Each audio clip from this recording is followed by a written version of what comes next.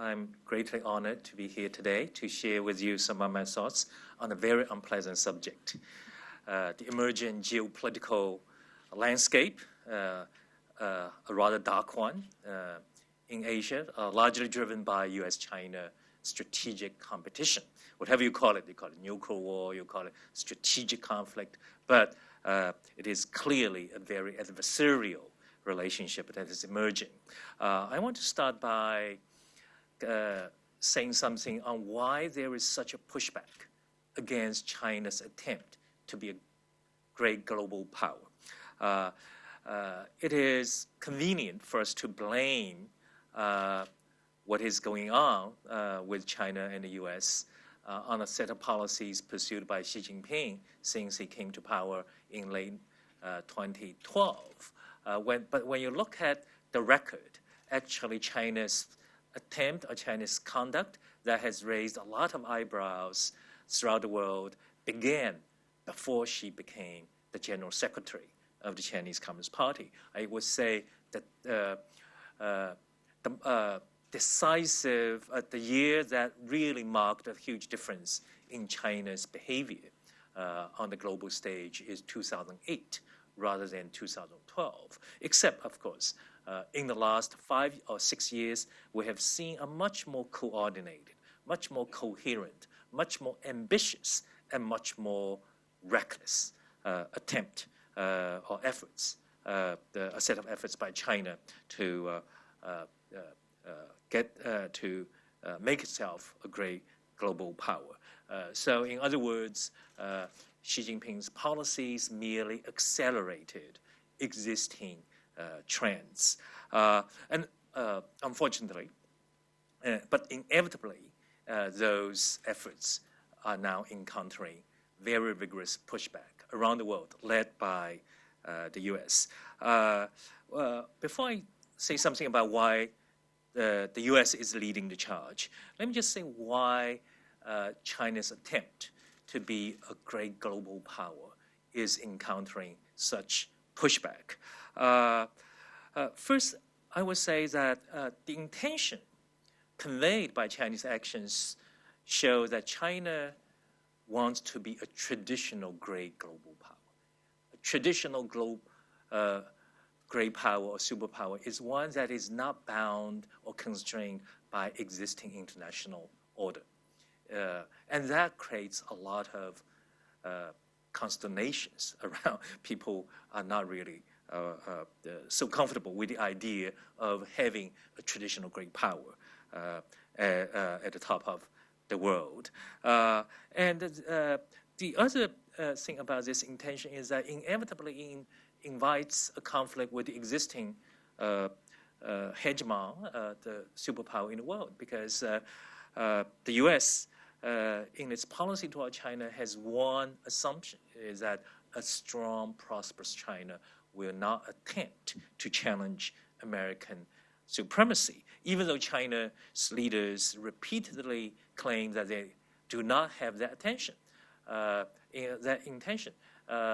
Their actions convince the Americans that they do have that kind of intention. And third, when you look at Chinese conduct in particular, then you would say that China's attempt to become a great global power creates enormous anxiety on the part of the rest of the world. First, that China really wants to establish its own system. It is not content to be a great global power within, as I said, the rules and institutions of the existing international system. I think on this you can easily point to the so-called Belt and Road Initiative, the AAIB, Asian Infrastructure Investment Bank, the New Development Bank, all these the institutions, and you would also look at China's efforts to make new friends in Central Europe, which upsets EU a great deal. And so this is the initial sign that China is not content to be bound by the existing international system. Second is that China's bilateral behavior, again, raises enormous concerns. And I'll point out two specific issues. One is how China bullied South Korea, one of its closest trading partners, over the issue of so-called terminal high altitude defense system, THAAD. And the things China did to South Korea raised enormous worries. If China, which is not yet the most powerful nation in the world, can deal with a medium-sized country with that kind of penalties, just imagine what China would do when it is really like the U.S. today. And of course, the most disturbing development was China's conduct in the South China Sea. If there's one act that shows that China, a very powerful China, probably is not in the interest of the region or in the U.S., and that is the South China Sea, because that shows that China can act unilaterally with little regard for international rules. And third is really in the economic sphere, because economic engagement with China not just by the U.S., but the advanced economies of the world depends on China's compliance with existing international rules regarding commerce. But China's particular state capitalist system and its government policies show that China, while benefiting from this open trading system, can exploit the loopholes and eventually make the system unsustainable. So these are the intentions, the conduct raise enormous anxieties on the part of the rest of the world. So the pushback against China is led by the U.S. Only the U.S. can push back against China. No other single actor or group of countries can. But this pushback actually enjoys widespread support from other countries, even though they are not standing even though they are not cheering the U.S. overtly, they are cheering in the U.S. In closed doors. And for the U.S., I think its decision to push back against China is long overdue. Because I think if you look at just the trade issue, that we tend to blame Trump on imposing tariffs. But the real fact is that the U.S., beginning with George W. Bush, tried to engage China. Paulson, the former Secretary of Treasury, established high-level dialogue, and I counted about 12 years.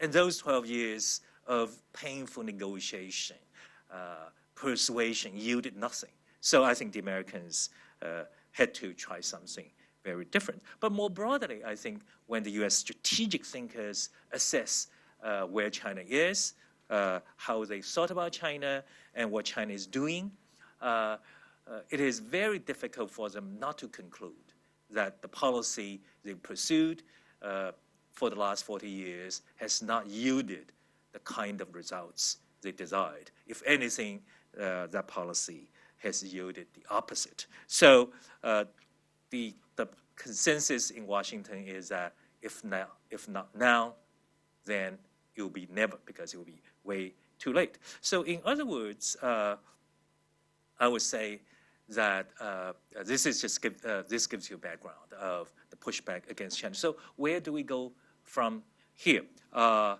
think for the countries in the region, this is probably the nightmare scenario they have always wanted to avoid, because the fear of a U.S.-China clash has been in this region for a long, long time, for at least 20, 30 years, since the end of the Cold War, because the dynamic, the strategic logic has always been present.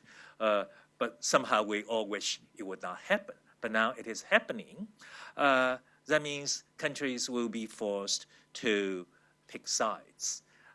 At this point, I have to say that we are at the very, very early stage of a U.S.-China strategic conflict or Cold War. If you look at what has actually been happening, probably only about 10%. So in other words, in terms of action, it is reversible. Is that if miracle happens in Argentina, end of November, roughly a month from now, probably we put a sort of we pause this train from wrecking the relationship. But the most worrisome thing is that in terms of mindset, in terms of our thinking, we're 80% there. We're 90% there. And thinking drives action in this case. So that's why I think we should be really worried. And but at the same time, we must also recognize, because to fight a Cold War takes a lot of attention, resources, strategic thinking, diplomacy. If you think about what China is thinking and what the U.S. is thinking, I don't detect a strategy, a long-term strategy on either side in terms of pursuing this long-term strategic conflict. And last one is that China, in this whole, at this stage at least, is playing defense. China is reacting to events. To be sure, China was caught totally by surprise in this game. But then China is finally, I think leaders have realized that they are in a very different external environment. So in terms of sort of the new strategic competition, I would say that it is not anything like the last Cold War. When you look at geography, you look at military balance, you look at alliance structure, it is not primarily a military context. It is going to be an ideological contest. It is primarily going to be an economic context with two stages. The first one we're seeing right now, that is trade. And trade is all about supply chains, because China is at the center of the global supply chain, and what the tariffs are designed to accomplish is to dramatically reduce China's role as the center of the global manufacturing supply chain. And the second stage will be focused much more on technology, because technology is not just essential for military competition, but it's about the control of the future. And in terms of Asian countries, in the years ahead, they will have to pick sides. This is really tough for them. By my calculation, there were really about 4 groups of countries. First, you have American allies that will really be very close in terms of their policy toward China. They will not. They will follow Washington's policies and steps very closely. That's because they've made their fundamental strategic interests aligned with those of the U.S. And here, obviously, Japan, Australia, and I will also put Taiwan into this group. The second group would be American allies that have enormous worries about putting all their eggs in Washington's basket. And there are 2 countries, South Korea and the Philippines. They will do their best to hedge because a lot are riding on the line for these countries, especially South Korea, which faces a very dicey situation regarding North Korea. And third group would be quasi-allies, and the 2 countries stand out in this group. That's India and Vietnam. They are strategically, their interests in terms of security are closely aligned with those of the U.S. And they will also benefit a great deal. These 2 countries are the primary beneficiaries of this U.S.-China strategic competition. But at the same time, they are also aware that they should not get too directly and openly involved with this U.S.-China strategic confrontation, especially on the military side, because that can invite a Chinese backlash that might cost them a great deal. Finally, the fourth group, these I would call the desperate fence-sitters. These are the countries that include pretty much everybody in Southeast Asia that really don't want to commit to one side or another. Their concern is that the U.S. is a distant power. There's something called the tyranny of distance, because again, let me just step back take one step back, is that the so-called U.S.-China Cold War is very different from the last Cold War. The last Cold War was a true global Cold War. The U.S. and the Soviet Union were contesting each other around the world. This Cold War is primarily an Asia-Pacific Cold War. But bear in mind that the U.S. will be constantly distracted by other security challenges. The U.S. is not contesting just with one a strategic adversary. It's contesting with state actors, with non-state actors. So if you are, say, Indonesia or Malaysia or Thailand, you really don't want to make a fateful step that will make China your permanent enemy. So we'll see a lot of hedging, a lot of muddling through going on in this unfolding strategic competition. One thing we know about China is that in this contest, China will have great difficulty in recruiting consequential allies that can strengthen its hand. So let me just wrap up by making the following observations.